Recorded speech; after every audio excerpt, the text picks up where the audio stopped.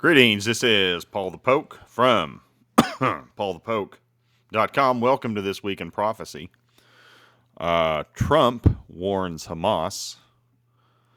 Looks like Syria civil war again. So we're going to start with Ezekiel 7, verse 11. Violence, the Hebrew word for violence is Hamas, has grown up into a rod of wickedness. None of them shall remain, nor their abundance, nor their wealth, neither shall there be preeminence among them. Some people think that is prophetic to today's world and the terrorist group in the Gaza Strip, Hamas. So I'd encourage you to read the rest of Ezekiel 7 within the context of that. I'd be in that camp, by the way. Sure is curious. Here is a tweet from our president. That showed up earlier. I don't know what's going on with this thing. It's a post. President Donald J. Trump, Shalom Hamas, means hello and goodbye. You can choose. Release all of the hostages now, not later, and immediately return all of the dead bodies of the people you murdered, or it's over for you. Only sick and twisted people keep bodies, and you are sick and twisted. I'm sending Israel everything it needs to finish the job. So they have a green light, Israel does, to do whatever it is they need to do to take out the rest of Hamas. Not a single Hamas member will be safe if you don't do as I say. I've just met with your former hostages whose lives you have destroyed. This is your last warning. For the leadership, now is the time to leave Gaza while you still have a chance. Also, to the people of Gaza, a beautiful future awaits, but not if you hold hostages. If you do, you're dead. Make a smart decision. Release the hostages now, or there will be hell to pay later. And that's President Donald J. Trump. Also, Ezekiel 7, verse 25, when anguish comes, they will seek peace, but there shall be none. And isn't that about the way of that part of the world? It's all fun and games when they think they got a shot or they don't see their destruction close by. And the minute they all start to get in trouble, boy, then it's time to have peace negotiations. But it looks like there will be a time, world's not going to fall for that, and somebody gets smoked.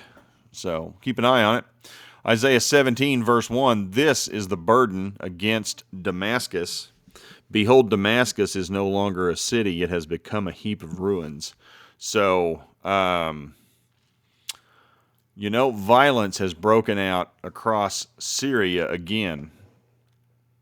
Israel, with a request from the local Druze, is inching closer to Damascus. So let's take a look at this map. So the Druze, they are not Muslim. They're primarily located here and in the north and, the north and west of that area, just pretty much southwest of Damascus. That's only about 15 miles away from Damascus. And with all the violence that's broken out, the Druze have reached out to Israel. We covered that 3 weeks ago. And Israel is actually expanding their land toward Damascus, and in some cases they're about 15 miles away from Damascus. So this is from Nexta TV, which is Eastern Europe press. Syria is in turmoil again. Druze revolt and declare they will not obey the new authorities, which is essentially an offshoot of ISIS. The Druze are a small but unique religious and ethnic group primarily residing in Lebanon, Syria, and Israel. In Israel, Druze serve in the military, while in Lebanon they play a significant role in politics. Israel has justified its military presence in Syria, in part by claiming to protect the Druze community. Now, quick reminder, the Druze have reached out to Israel and have kind of an agreement pretty much for military protection. And Israel's willing to oblige. Hey, let us into Syria. We'll help you out. In Suwaida in the south of Syria, protesters removed the Syrian flag from a government building and raised the Druze flag in its place. while also driving out the provincial governor. They declared that they do not recognize the new authorities. Meanwhile, in Latakia, now that's on the border, on the Mediterranean, along the coast, that's where Russia was located. Sleeper cells of the supporters of the exiled dictator Bashar al-Assad have resurfaced and engaged in armed clashes with the Syrian army. The entire city of Jableh is engulfed in fierce street fighting and is on the verge of being captured by pro-Assad insurgents. And this really picked up last night, and today being March 7th on a Friday.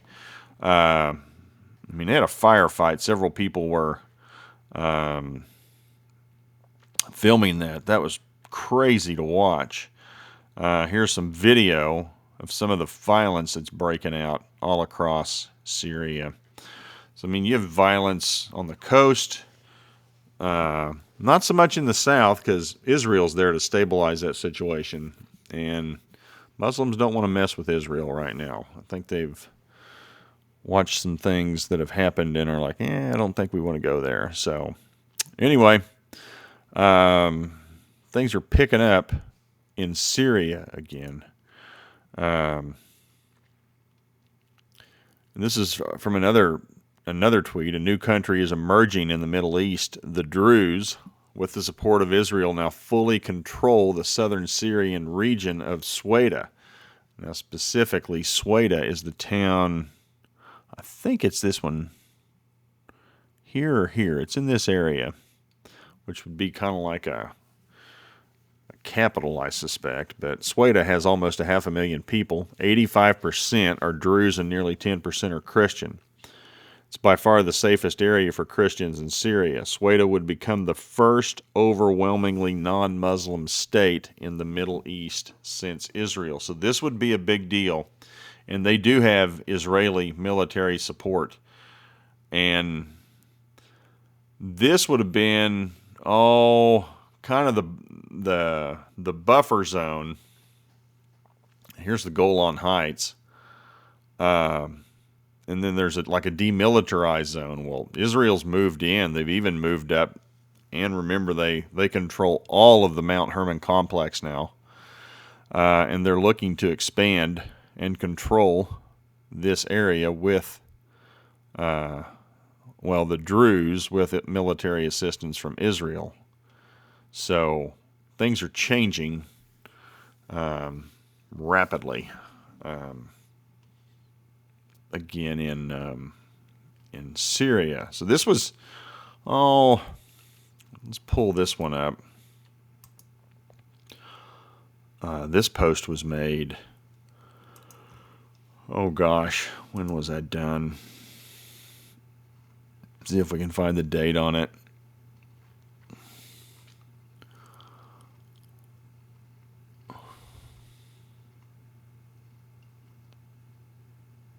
December 17th. Oh my gosh, that's coming up on almost 3 months ago. Wow. And isn't this interesting? Now, Francis wasn't in good health to begin with, but I don't think it was. He's struggling right now, having some respiratory distress, on the verge of meeting his Jewish maker, not a Palestinian maker, as he portrayed there. Little sidebar. But you can see, this is when the Druze, about 3 months ago, requested Israeli help. Here's a demilitarized zone I was telling you about, along the Golan Heights. And again, Israel controls all of Mount Hermon, the whole Mount Hermon complex. So this has been expanding since then. And here we are about 3 months later, and this is growing. So fascinating times. Also keep in mind, the Litani River in Lebanon. There's a prophecy in Obadiah that says Israel will control that, and that's somewhere along this area. Follow the cursor. So we got things changing in the Middle East. Definitely worth watching. So we'll keep an eye on it and post things. Other than that, things have been kind of quiet. A lot of the news has been domestically driven with all the things Trump is doing in the United States has been controlling a lot of the headlines. So, and the world seems to be watching what's going on over here. He's not stuck his nose in Middle East affairs, although he did mention that to the joint session in Congress, that things are going on behind the scenes. I suspect we're going to get an announcement with the expansion of the Abraham Accords at some point, so we'll be looking out for that as well. And I also suspect normalization with the Saudis and the Israelis in regards to relations, economics, different agreements, and so forth. So appreciate you guys following along. Please feel free to share with others at PaulthePoke.com. Under Burden of Damascus, Gaza Strip, Philistia, Prophecy, Trend Update, keywords, got some SEO words. So wishing you guys a good weekend. Keep you updated as things happen. Talk to you later. Bye.